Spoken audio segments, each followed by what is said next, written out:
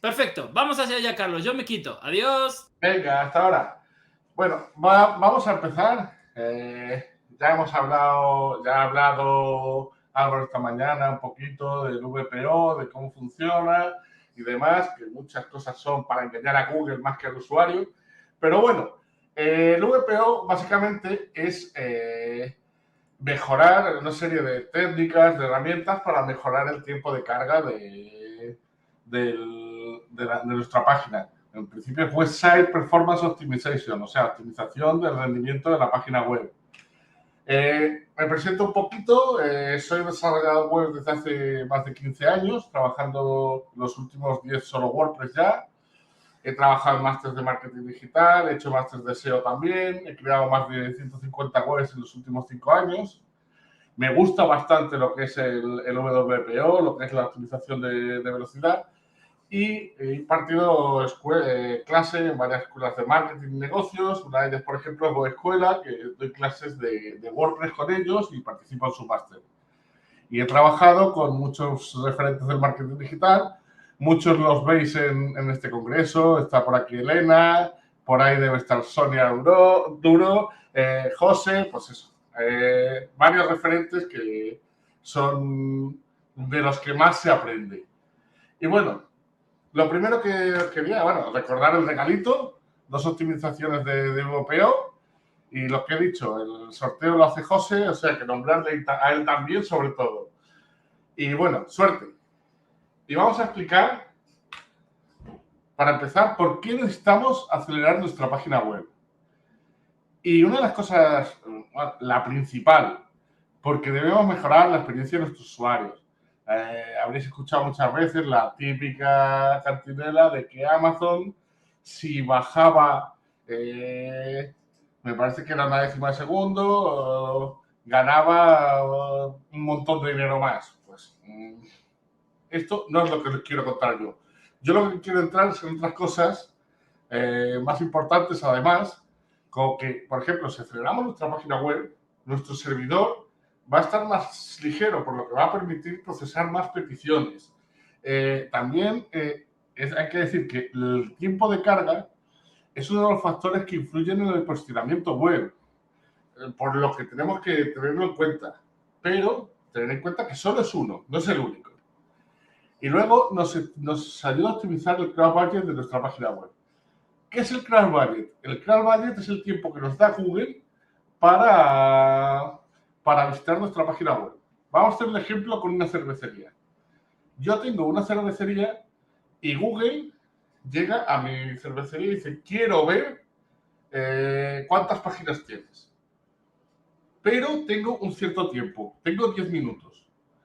¿Qué pasa? Que tú, como barman, solo puedes servirle cervezas cada 2 minutos. Al final te vas a visitar 5 webs, 5 páginas. ¿Qué ocurre si mejoras ese tiempo de servir cada cerveza? Que si tú puedes servir la cerveza cada minuto en vez de cada 2, en vez de visitar 5 páginas, va a poder visitar 10. Y entonces, si Google se toma 10 cervezas, va a ser mejor que si se toma 5. Si sigues aumentándolo y en vez de un minuto, tarda medio minuto, vas a poder hacerlo con 20. O sea, cuanto más reduzcas el tiempo de carga, más peticiones te va a poder emitir nuestra página web. Más cosas. ¿Cuántas páginas debemos optimizar en nuestro sitio? Todo. ¿Por qué? Si tú optimizas únicamente la home y no optimizas los posts, que a lo mejor es lo que más tráfico te trae, o los productos, que es lo que tú quieres vender, entonces, ¿de qué te sirve? ¿Qué pasa? Muchas de las cosas que tú hagas en la home se van a aplicar a todas las páginas, pero luego hay que revisar página por página para que tú puedas trabajar con seriedad un proyecto de VPO.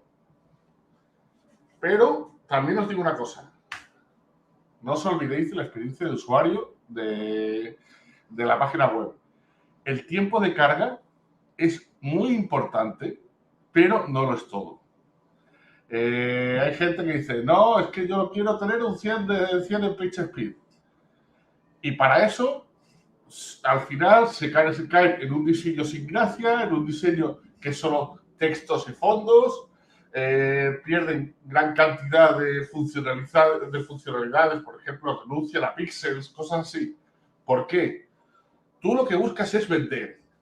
Y el VPO es solo una fracción del posicionamiento de la web.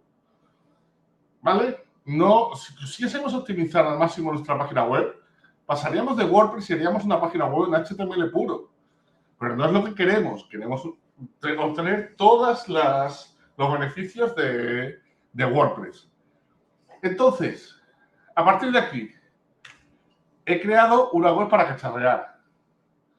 La tenéis aquí, es una demo de Astra. Tenéis el enlace aquí, https://cuestiona1.carloceblas.com. Es una demo completita. Tú puedes entregar a un cliente. Os la voy a enseñar aquí. Es una página que se la puedes entregar a cualquier cliente. Es más, tiene hasta una tienda. Sus formularios de contacto. Y lo que hemos buscado es una simulación de un proyecto real. No hacerlo con el típico test sintético que no te sirve de gran cosa, sino que queremos ver resultados, pues, por ejemplo, comparando varios plugins en la misma página. ¿Cuál es el resultado final? Vamos a ver, ¿qué herramientas vamos a utilizar? Ahora, venga. Las herramientas que yo suelo utilizar. GTmetrix es la que más me gusta. Luego tenemos Pindon Tools, que funciona bastante bien. Las herramientas del desarrollador de Google, como dijo también Álvaro, para lo que es, puedes utilizar ahí gran cantidad de información, sobre todo de lo que es el mapa de recorrido de la web. Las KCDN Tools tienen cositas que luego te ayudan para funcionar. Y luego, ¿qué pasa con PageSpeed? Como dijo Álvaro, no es una herramienta del todo fiable. Yo lo primero que digo, yo no me fío de alguien que lo primero que penaliza son sus propias herramientas. No hay nada que penalice más una página web que Google Analytics, Google Fonts, Google Maps, cualquier cosa. Entonces, luego, además, PageSpeed se basa en recomendaciones que algunas veces son incluso contradictorias. A mí me dicen, tienes que utilizar formatos SVG, pero luego me dice que el SVG hace que la petición sea demasiado larga. Incluso hay recomendaciones que no siempre te ayudan al tiempo de carga, que es lo que realmente tú quieres medir. Tiempo de carga, como decía Álvaro. Luego, otra cosa que no me gusta es que lo que hoy dice Google que está bien, mañana no. Y lo cambia. Google va cambiando los algoritmos como les salen las narices. Mientras que lo que es la palabra tiempo es siempre igual y es algo que tú puedes comparar. No comparas peras con manzanas. Comparas manzanas con manzanas. Y luego, lo que decía antes, un 100 de 100 en PageSpeed para móvil realmente es necesario. Tienes que perder un montón de funcionalidades. ¿Para qué? Y también os digo, como decía también Álvaro, que es más fiable utilizar Lighthouse en nuestro navegador porque vas a trabajar con datos reales tuyos que con PageSpeed. Pero la nota final, estamos hablando de Google. No nos vamos a obsesionar, pero vamos a hacerle caso. Al final siempre hay que hacerle caso. Cosas que vamos a medir en nuestra página web. Tiempo de carga, tamaño de página, número de peticiones, tipo de peticiones y tamaño de estas, si tenemos peticiones externas y de dónde vienen, ver cómo funciona el cronograma o el waterfall de la carga de la web. También el TTFB es una de las cosas que yo mido, que es el tiempo del primer byte descargado. Eso te da muchas muchos datos, sobre todo sobre el servidor, las DNS, cómo te están funcionando. Y luego los Core Web Vitals, de los datos que te da PageSpeed, que al final siempre tienes que intentar mejorarlos. Y bueno, primer paso. El VPO vamos a hacerlo con cabeza. Si ya la tienes hecha, tienes que trabajar en mejorar.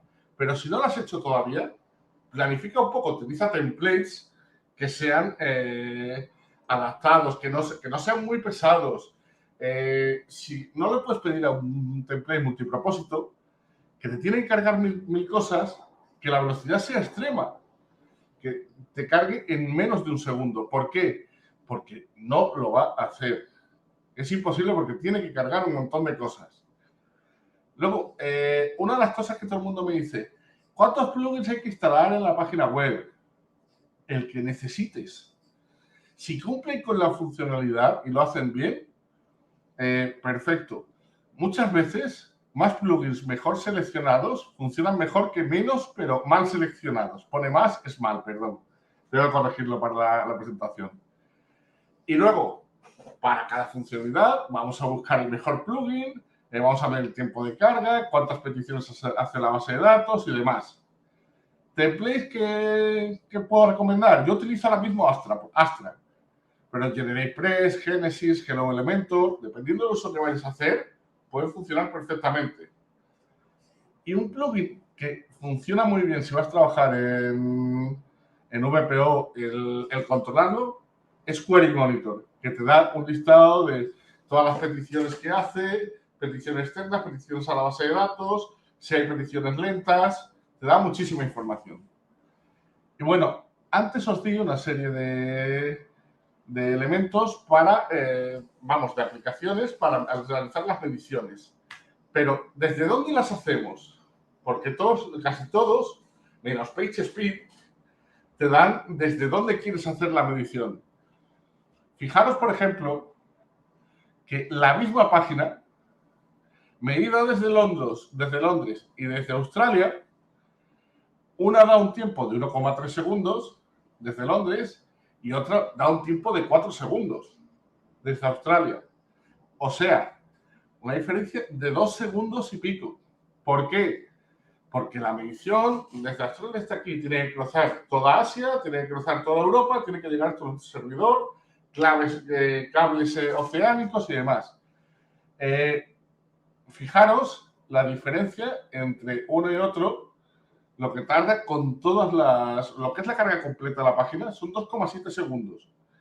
En Europa. En Australia son 8,9. ¿Por qué? Porque cada petición que hace a Europa tarda muchísimo más. Entonces, ¿qué vamos a hacer? Vamos a elegir el sitio más cercano. Por ejemplo, GTmetrix, si te creas una cuenta, te deja elegir si lo haces desde Europa, desde América, desde Australia. Pinton Tools también.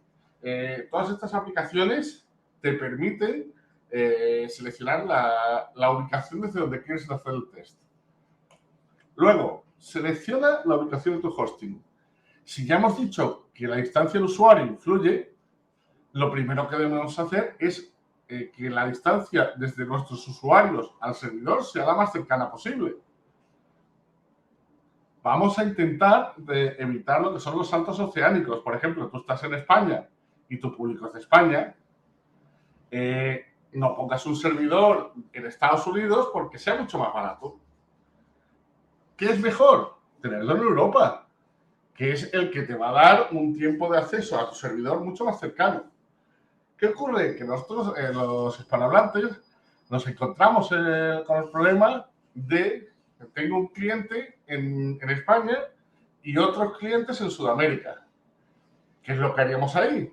Si tenemos ubicaciones muy distintas, tendremos que recurrir a un CDN, del que hablaremos más tarde. Y bueno, vamos a empezar hablando cosas que deberíamos tener en nuestro servidor. Primero, usar HTTP2. ¿Qué es lo que nos permite? Nos permite que la descarga digamos que cachea las peticiones, te las realiza en forma paralela. Ver la forma en la que carga la primera imagen sin HTTP2, que es mucho más lenta, Y la segunda, que te realiza todas las peticiones, parece que lo hace todo a la vez. No sé si os dais cuenta la diferencia de carga entre uno y otro. Para ver si nuestro servidor lo tiene habilitado, lo tenéis aquí. tools.http://http://2test. Siguiente. Bueno, todo esto lo vais a tener, lo que es la presentación la vais a tener. O sea que no te preocupes, que los enlaces los vas a tener, todos los datos los vas a tener. Aquí tenéis una forma de la diferencia de carga. Veis que vas cargando en serie uno tras de otro, mientras que aquí te va haciendo una carga, digamos, mucho más paralela. Si veis la diferencia. Luego, más optimizaciones del servidor. Vamos a intentar enviar que el contenido que enviemos sea el menor posible. Si lo puede descomprimir el navegador, vamos a enviarlo comprimido. ¿Cómo lo podemos hacer? Cada servidor debería tener por lo menos instalado lo que es el gzip. ¿Por qué? Si os fijáis, la diferencia entre no comprimir y comprimir de 2,59 megas pasa a 1,56. Hemos reducido más de un 40% el tamaño de la página solo aplicando la compresión. Yo pienso que es obligatorio. ¿Qué pasa? Que también tenemos elementos más avanzados. Por ejemplo, está Broadly, que no lo utiliza prácticamente ningún servidor todavía, porque lleva poco tiempo, que lo que es la compresión, si os fijáis, no es mucho mayor. Incluso algunas cosas parece que las cachea mejor, que las comprime mejor gzip que Broadly. Pero, ¿qué ocurre? La carga de compresión es mucho menor. El consumo de CPU es mucho menor con Broadly que con gzip. O sea que con el tiempo se irá aplicando. Por ejemplo, Cloudflare ya lo utiliza en las páginas que pasan a través de su servidor, vamos, CDN. Y luego, vamos a seguir. Versión de PHP. La versión de PHP ayuda y mucho. Conforme aumentan las versiones, mejora la calidad y sobre todo la potencia de procesamiento del código. Esto influye mucho en la velocidad en la que vamos a procesar todo el contenido, en la parte inicial y en lo que se llama el time to first byte, en la entrega del primer byte. O sea, si yo tengo lo que es, a ver cómo lo explico. Si la capacidad de proceso, la potencia del proceso es mayor al principio, va a reducir el tiempo en el que se entrega el primer byte. Y aquí sí que influye el PHP, la versión de PHP. ¿Cuál debemos tener? La más alta que sea posible en nuestro servidor, siempre que todo sea compatible con estas versiones. Por ejemplo, hay plugins que también están adaptados a PHP 8.0, menos a PHP 8.1. Si os fijáis aquí la diferencia, solo cambiando la versión de PHP de la página, sería 2,9 segundos la versión 7.4, la 8 sería 2.4, 2 segundos con 4, y la 8.1 sería 2.2. O sea, de la 7.4 a la 8.1 hemos bajado 7 décimas, que es casi un 25%, solo cambiando versión de PHP. Me parece una burrada. Y sobre todo, fijaros en el tiempo de entrega del primer byte, pasa de 800 milisegundos a 618. Merece la pena tener el PHP lo más avanzado posible. También, quedaros con esto. Aseguraros de que el OP-Caché está activado. ¿Qué es lo que hace? El OP-Caché almacena los scripts de PHP en memoria y acelera su carga. Esto lo puedes comprobar si lo tienes activado, la información de PHP de tu servidor. Y se puede gestionar, sobre todo la descarga del OP-Caché, con plugins como W3 Total Cache y WP-Rocket. Fijaros aquí que de 2,7 segundos sin tenerlo activado pasa a 2,4. Una ganancia de 3 décimas de segundo solo por activar el OP-Caché. Merece la pena. Y también lo que os decía antes, mejora el tiempo al primer byte. pasa de 993 milisegundos a 652. Una ganancia de un 25%. Vamos a ir aplicando todas estas cositas. Más cosas que necesitamos. Hacer un buen uso del caché de navegador. Por ejemplo, si ya tenemos un archivo en nuestro navegador, no es necesario que lo vuelva a descargar desde el servidor. O sea que la carga va a ser mucho más rápida. En los sistemas de medición no vamos a encontrar mejoras. Por ejemplo, esta es la medición sin caché y con caché. 2,3 segundos sin caché y 2,4 con caché. Pero, si os fijáis, aquí en la valoración que os marca, os da una valoración mucho mejor. Por eso os decía yo que a veces hay cosas contradictorias, que el servir con una caché eficiente está mejor presentado en la que tarda más que en la que tarda menos. ¿Qué es lo que ocurre? En la primera petición no vamos a notar ninguna diferencia. ¿Qué ocurre en la segunda petición? En la segunda petición tú ya no tienes que ir hasta el servidor que está a saber dónde y descargártela, sino que esa imagen o ese archivo te lo puedes descargar directamente de la caché que tienes en el navegador. No tienes que ir a ningún lado. Es mucho más rápido descargarlo desde tu disco duro que descargarlo desde el servidor de Alemania, de Francia, de donde sea. Y lo que tenemos que controlar que solo podemos controlar la caché de los elementos, la caché navegador de los elementos que tenemos en nuestro servidor. Las peticiones que se hacen externas, por ejemplo, Analytics, a pixels de Facebook, a peticiones a Stripe, por ejemplo, todas esas peticiones no tenemos ningún control, no podemos nosotros decidir el tiempo que tardan en cachearse y demás. Una de las genialidades de PageSpeed. Google quita el aviso de los elementos estáticos cuando marcas una duración mayor de 97 días. No me preguntéis por qué. No tiene ningún sentido. Yo digo, 3 meses, 90 días, vale. 100 días, un número redondo. No. Estuve probando uno por uno y en el 97 te desaparece el aviso.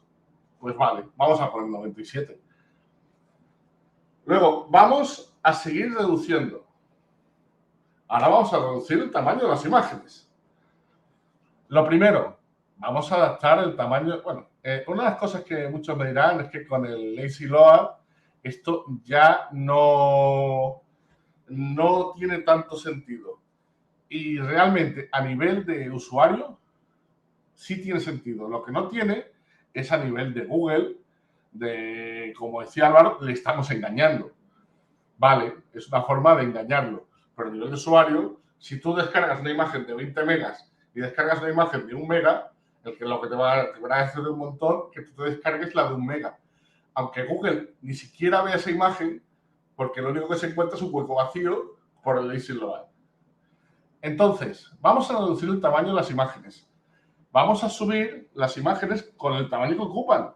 Si tienes una imagen que el tamaño máximo es de 600 de ancho, no la subas en 2000. No merece la pena. Súbela en 600. Ajusta los tamaños. Luego, está bien la gente que dice que sube las imágenes optimizadas con el TinyPNG, con el Photoshop a muerte, dice que la comprime un montón. Pero luego, cuando sube esta imagen, WordPress tiene una cosa que son las redimensiones. ¿Y qué ocurre si tú subes la imagen y está súper optimizada, pero las redimensiones no? Que si tú utilizas una redimensión, toda la optimización que has hecho no sirve para nada. Entonces, ¿qué habría que hacer? Utilizar un plugin de optimización de imágenes. O, en su defecto, un sistema de optimización proporcionado por algunos hostings, que lo que hace es reducirte todas las imágenes del servidor. Te las reduce y te las deja optimizadas en el tamaño que considera óptimo. Una de las cosas que tenéis que tener en cuenta es que el plugin de optimización premium siempre te va a dar un nivel de compresión mejor que uno gratuito. Aquí os he hecho una comparativa. Por ejemplo, si pasamos de sin optimización, las imágenes ocupan 1.1 megas. Pues, por ejemplo, el plugin gratuito de WWW Image Optimizer se quedan en 924 megas. Es un 18%, está bien.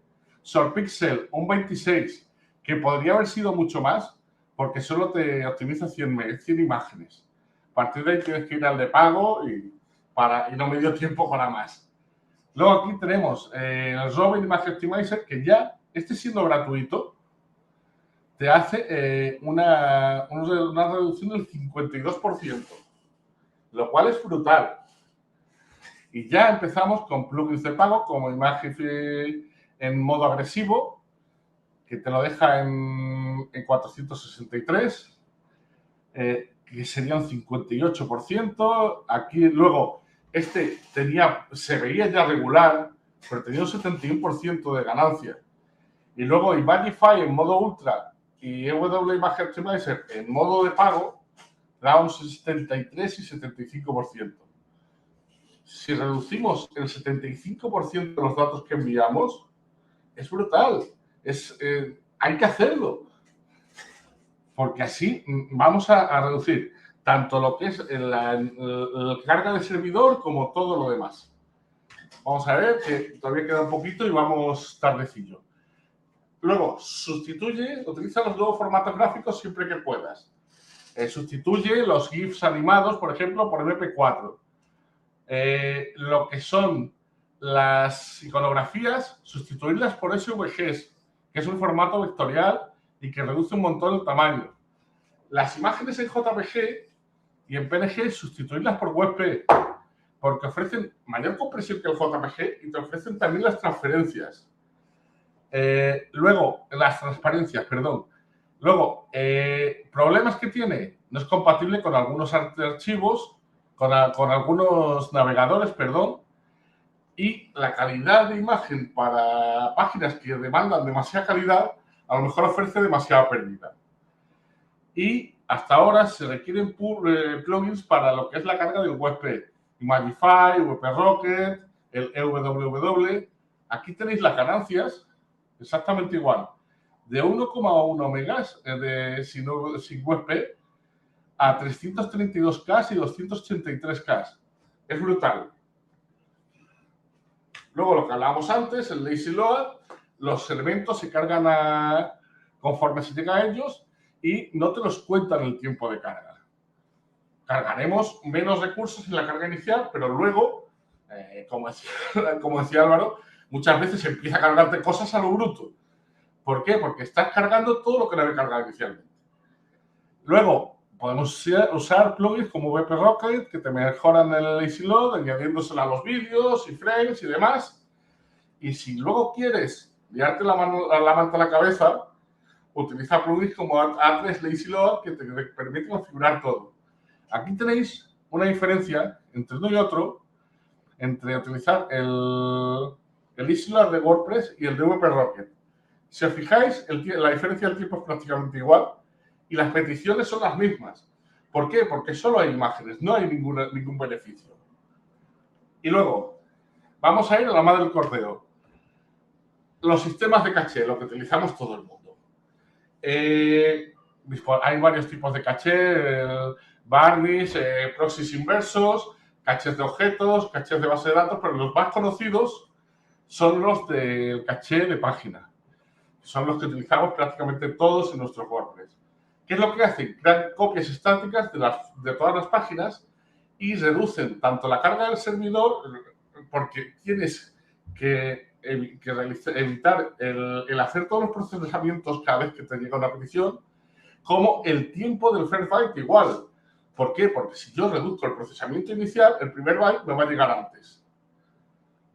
También, si hemos reducido todos estos tiempos, reduce el tiempo de carga completa. Vamos a ver una comparativa. 2,2 segundos sin plugin de caché y aquí tenemos 1,8, 1,9, 1,7, 1,6, solo con instalarlo. Luego hay muchísimas más configuraciones, solo con instalarlo. Optimizaciones de fuentes. No vamos a cargar, por favor, fuentes y estilos innecesarios. No necesitamos 1000 fuentes para todo. Vamos a tratar de usar las fuentes que están en el navegador. Y si utilizas fuentes de Google, vamos a hacer la precarga en la cabecera. Si puedes incluso hacer que se carguen en local, mucho mejor. ¿Por qué? Porque vas a poder comprimirlas y cachearlas. Y así también vas a poder hacer que se carguen de forma síncrona. Font Awesome, lo utilizamos muchos. Si podéis sustituirlo por SVG es mejor. Y aquí tenéis un par de plugins interesantes. Aquí tenéis comparativas sin utilizar, sin estar cacheada lo que son las fuentes y en estar dentro del mismo servidor. Luego, optimización de código. Vamos a reducirlo. Unificación de CSS y JavaScript. ¿Qué es lo que hace? Elimina todo lo que sobra. Comentarios, espacios, tabuladores. ¿Qué es lo que hace? Reducir la cantidad del código a descargar, perdón. Y el código en contra va a ser mucho más complejo de depurar. Por lo tanto, recomendación, dejárselo a plugins en vez de hacerlo a mano. Cuidado con la unificación, que pueden producirse en errores, sobre todo en JavaScript. Aquí tenéis comparativas sin unificación, pero por ejemplo, empezábamos el CSS, que eran 111K, con Auto-Optimize se quedan 88K. Reduces 30K minificando. El JavaScript de 222 pasa a 219. No es tan espectacular, pero bueno es. Todo lo que reduzcamos, gotita a gotita, vas añadiendo cosas. Luego, concatenaciones de JavaScript y de CSS. ¿Esto qué es? Unir varios archivos en uno solo. ¿Qué pasa? Que dependiendo de si tenemos el HTTP2 activado, la forma en la que se cargan los archivos, no siempre va a suponer una mejora. Entonces vamos a medirlo bien. Aquí tenemos tiempos de carga y peticiones que realiza concatenando y sin concatenar. Por ejemplo, sin concatenar son 74 peticiones. Uniendo archivos con WP-Rocket se quedan 35. Uniéndolos con Auto-Optimize se quedan 40. Reduce las peticiones casi a la mitad. Tener cuidado también de que a veces la unión de estos archivos puede provocar errores, sobre todo con JavaScript. Luego, optimización de la entrega del CSS y el JavaScript. Vamos a cargar solo lo imprescindible y vamos a intentar que no bloquee la visualización de la página. Con el CSS, ¿qué podemos hacer? Cargar en línea lo que es la voz de fondo, o sea, lo que se ve al principio, cargarlo en línea. Cargar CSS de forma síncrona, eliminar CSS no usado. Todo esto se puede hacer con los plugins de caché, por ejemplo, WP-Rocket. El JavaScript lo podemos cargar en el footer, cargar de manera síncrona, retrasar la carga del JavaScript, dejarlo hasta el final. Cuidado con el JavaScript, que os puede dar muchos problemas y de cosas que a lo mejor funcionalidades que tú dices, estoy utilizando Google Intelligence y deja de funcionar solo porque tienes el plugin de caché con el JavaScript comprimido y deja de funcionar. Cosas así. Luego, vamos a eliminar todo lo que necesitemos en cada página. Por ejemplo, en la página que tenemos formularios de contacto. No nos sirve de nada que se carguen todas las páginas. Vamos a cargarlos solo en la página en la que tú lo necesitas. Para eso, ¿con qué plugins lo podemos hacer? Permatters y Asset Cleanup, que funcionan bastante bien, pero es algo más complejo. Solo me quedan 4. Luego, optimiza las peticiones que realices. Lo primero que se dice es que la mejor petición es la que no existe, o sea, la que no realizas. Cuantas menos peticiones realices, siempre es mejor. Vamos a intentar evitar las peticiones de recursos externos, ya que no las controlamos, y si tienes que hacerlas, hay una opción que es precargar las peticiones de DNS. ¿Para qué? Para que cuando tú hagas la petición al servidor, ya sepa dónde está y conectes directamente con ese servidor. Y si puedes convertir las peticiones externas en internas, aún mejor. Por ejemplo, cargar localmente el Google Analytics, cargar localmente las Google Fonts, funciona mucho mejor. Más, vamos a llegar más lejos y más rápido. ¿Cómo? Usando un CDN. El CDN, ¿qué es lo que hace? Replicar el contenido estático de nuestro servidor en diversos servidores alrededor de todo el mundo. ¿Qué es lo que hace? Que la distancia del servidor sea bastante menor y, por tanto, el tiempo de carga. Pero es que además reduce la carga del servidor principal. Y otro beneficio que te puede producir es que llega a bloquear los ataques a nuestra página web. Muchos lo hacen, por ejemplo, Cloudflare. Y luego, tienes muchas más cosas que puedes hacer. Por ejemplo, eliminar los plugins que no necesitas, optimizar, limpiar base de datos, evitar las peticiones lentas dentro de la página de la base de datos, controlar el Heartbeat de Lambda Ajax, que ahora mismo no me da tiempo ya explicarlo, evitar peticiones externas, ya que no puedes controlarlas, y mucho más. Y bueno, ¿de dónde veníamos en este proyecto? Una web más o menos decentita, porque está más o menos bien montada. 5 minutitos, Carlos, que nos eche YouTube a las 9. Teníamos aquí los datos, un tiempo de carga de 1,6, ¿vale? De aquí pasamos a esto. Yo creo que merece la pena. No me preocupan tanto estos números, es un 99, un 89. ¿Se podría mejorar? Sí. Hay cosas que todavía se pueden mejorar aquí. ¿Qué pasa? El coste-beneficio no es interesante, pero fijaros en los resultados. Una web que carga en 0,5 segundos. Me parece brutal. Un tiempo de carga inicial de 264 milisegundos, 32 peticiones. Y la tenemos aquí, por ejemplo, que si os fijáis, el tiempo de carga es brutal. Si lo haces todo bien, y como decía compañero, no eres un gremlin, hostia, esto da beneficios y aquí los podéis ver. Y bueno, ya está listo. Aquí tenéis la diapositiva final. Aquí lo podéis descargar de carloscelular.com/22. Perdonad si me he aturullado un poco, pero es que había un montón de contenido y no daba tiempo. Perfecto. He intentado que vieseis lo más posible. Perfecto. Mira,